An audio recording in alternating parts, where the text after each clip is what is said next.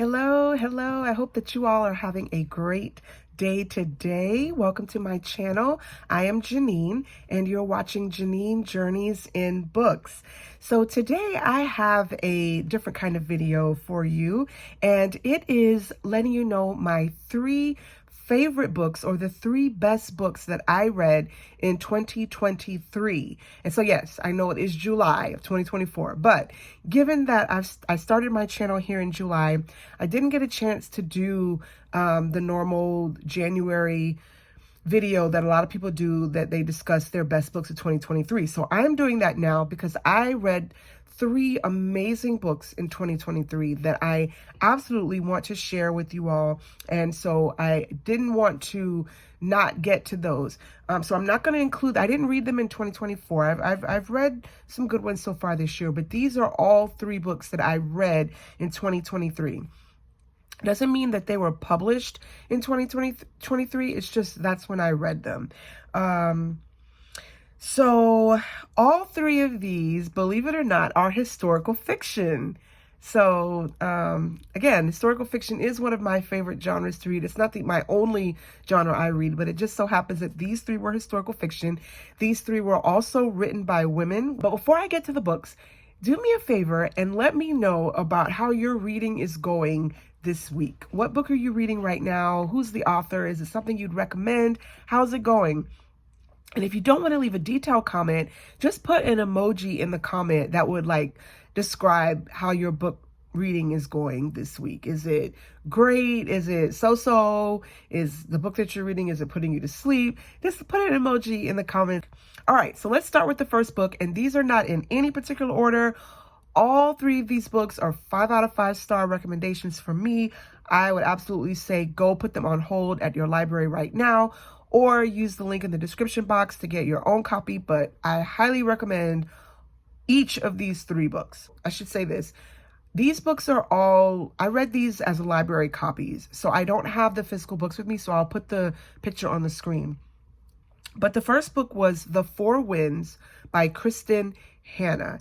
And this book, oh man, it was amazing. So let me tell you about the premise. So the premise is about this young lady, and I can't remember if I'm getting it confused with another book, but I'm pretty sure she comes from a well-to-do family.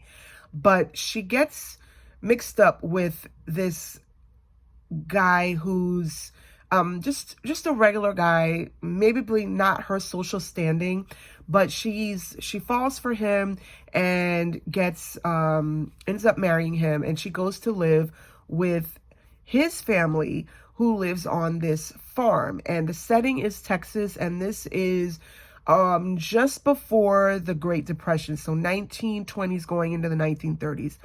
And of course, we know what's coming. The Dust Bowl, the Great Depression, land, just complete dust, dirt, and the imagery in this book, how she describes the land and the crops and the animals and the flies and the lack of food and the windows and the dust. You reading this, you can literally taste the dust in your mouth. You can feel it on your skin. You can sense it in your eyes. The imagery is absolutely incredible.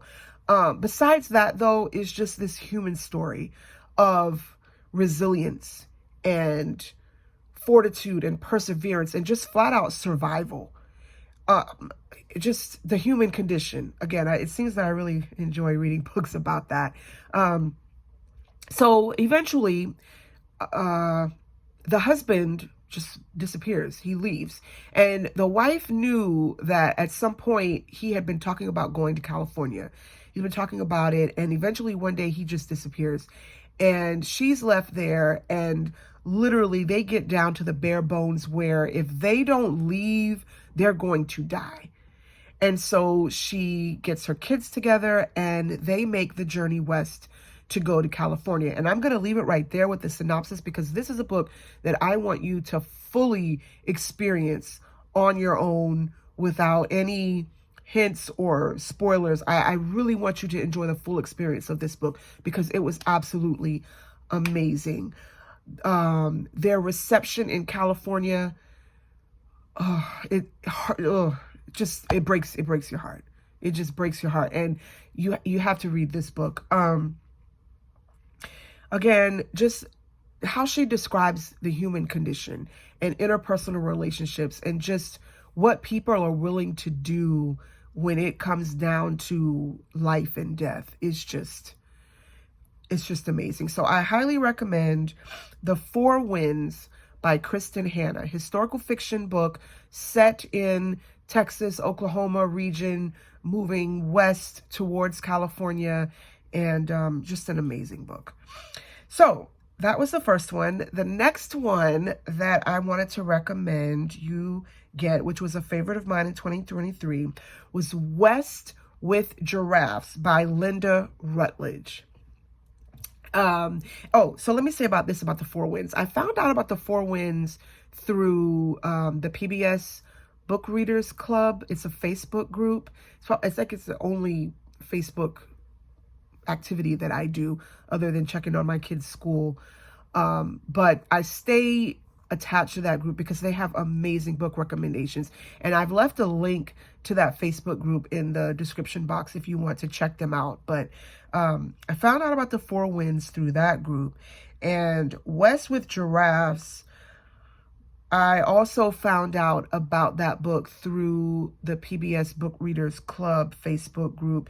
And I think it was one of the fresh picks at my local library as well. In my local library, they have a front section where some of the current reads or popular books are immediately there for you to pick up. So, West with Giraffes.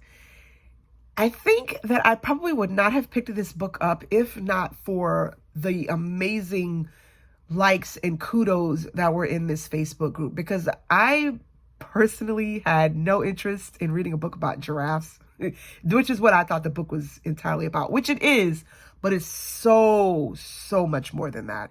And so I was like, I don't know about this. A book about giraffes in the zoo, I don't know. But after looking at some of the commentaries that this was just absolutely one of the best books that they had ever read, I was like, okay, I'm going to give this a try. So the premise of this book, it's about a young man.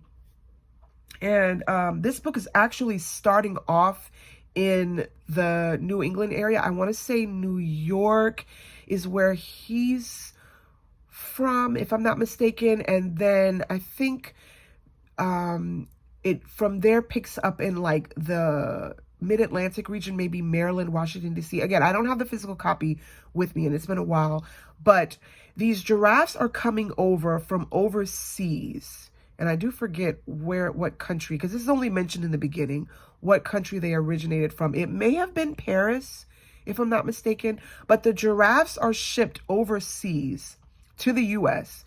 and they come through a hurricane to get there. And the San Diego Zoo has adopted these animals to be a part of their zoo. And it's, I believe, the first time that giraffes have been in a zoo in the United States. Fact check me on that, but I think that's the case. So this was like news, like world U.S. breaking news. It was a huge deal. And so somehow this young man stumbles across these giraffes, and when they land in port, and then they're being transferred to this truck, and the truck is specially designed to transport them cross country from the East Coast all the way to California. And this young man has a past that we get small snippets of throughout the book, but he is absolutely running from something bad, and he is desperate to get away, whatever means possible. And so the opportunity that presents itself is for him to help drive these giraffes across the country. And it may seem like, I don't know about that, but let me tell you, the bond that develops between this young man and those animals is just absolutely astounding.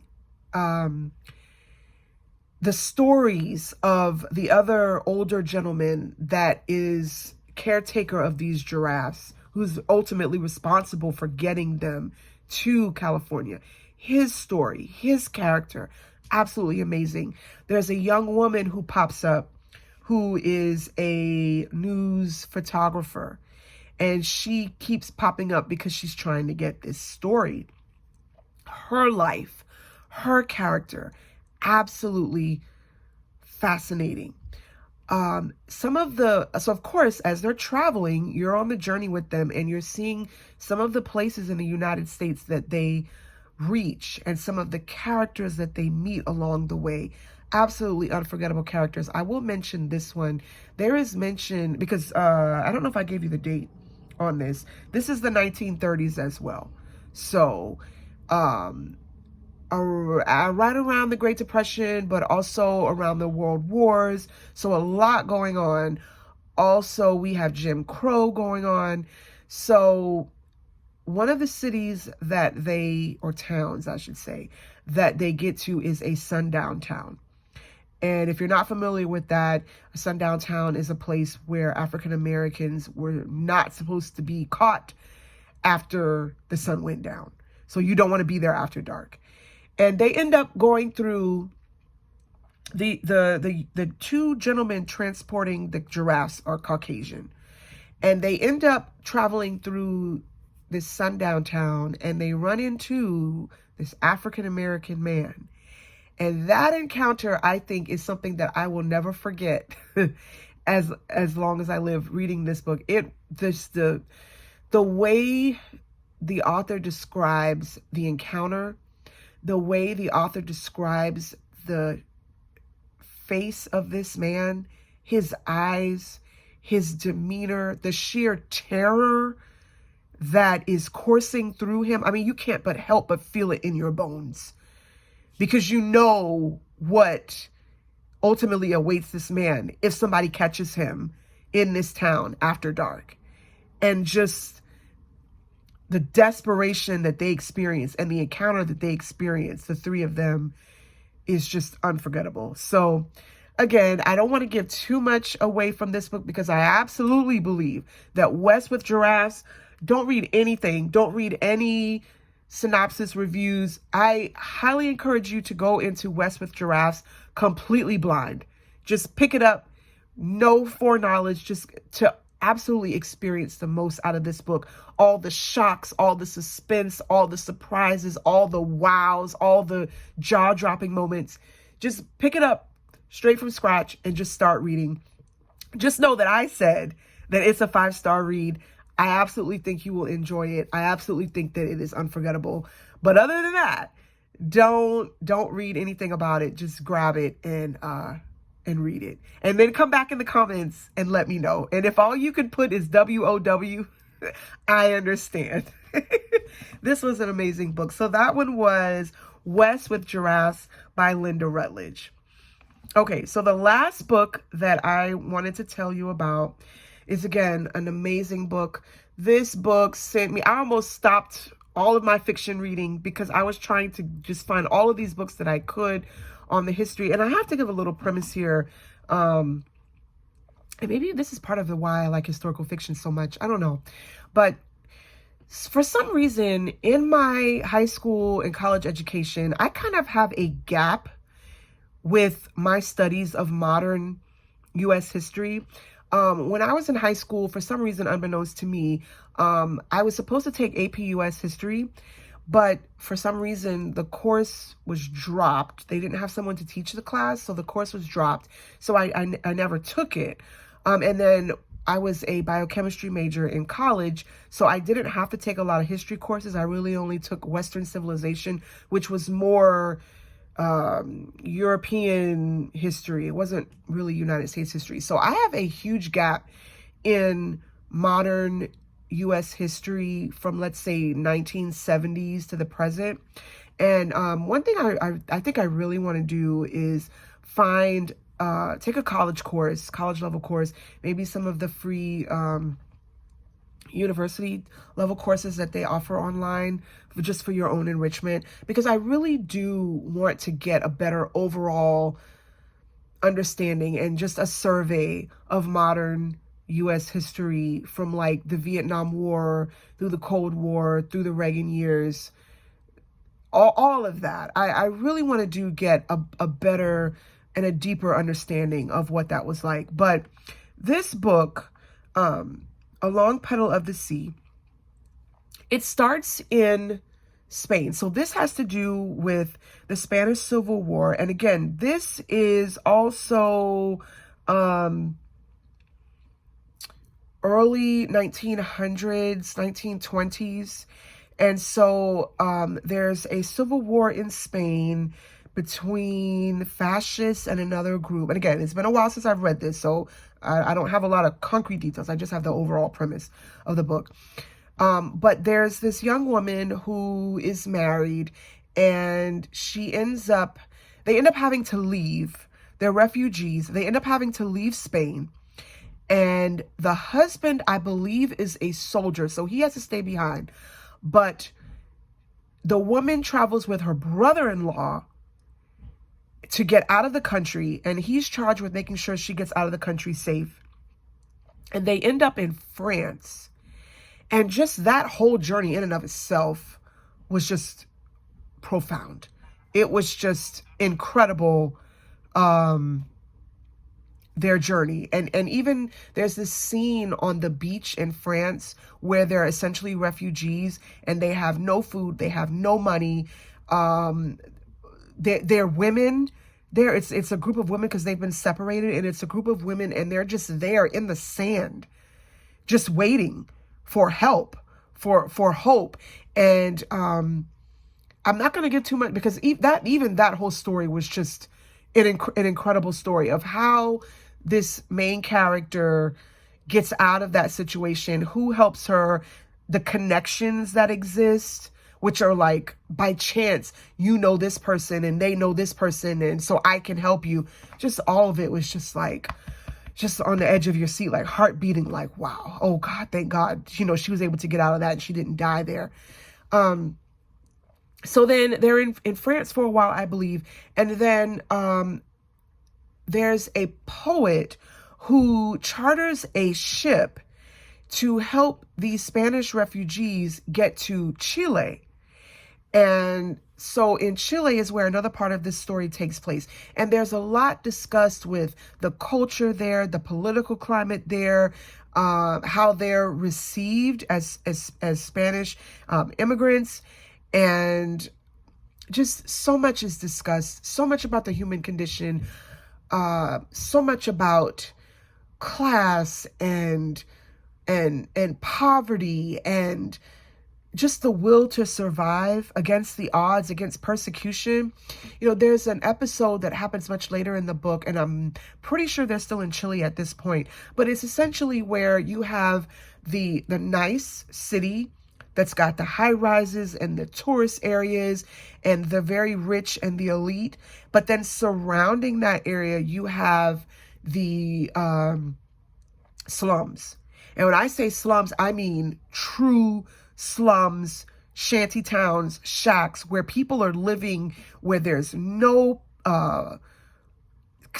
there's no type of plumbing. There's just, it's what I would consider very difficult living conditions. And the government is essentially just trying to push the people out. They're going in overnight and just grazing these shanty towns that these people have built, because they're simply trying to survive. They're simply trying to live. And it's all because they just don't want to see it. They don't want to see the poverty. They don't want to see these people living like this, like animals, quote unquote, but pushing the people away, shifting them off someplace else, trying to hide it from your view is not going to change the fact that it exists. So again, it was just astounding. And you think about how, some of these things relate to things that exist today. I mean, even in all three of these books, with the four winds, and like I mentioned about how the Okies, as they were called, and I don't mean that derogatory in any way. So please, anyone that's watching, I'm using the title that they were called in the book. how they were received in California, and how the impoverished were just simply tried to have been pushed out of the way in A Long Petal of the Sea. So many of these conditions are still happening today in 2024, 70, 80, 90 years later, still happening. So it's just an amazing, all three of them were amazing commentaries on humanity, how we treat each other, how we have compassion for one another or not, how in spite of odds and in spite of horrible conditions, unbelievable living conditions, we still can survive and live to tell about it. And it so makes you appreciate, you know, what you have just hearing these stories. And again, all of these are based off of true events that happened in history. And A Long Petal of the Sea, I found out about that book through my local library book club.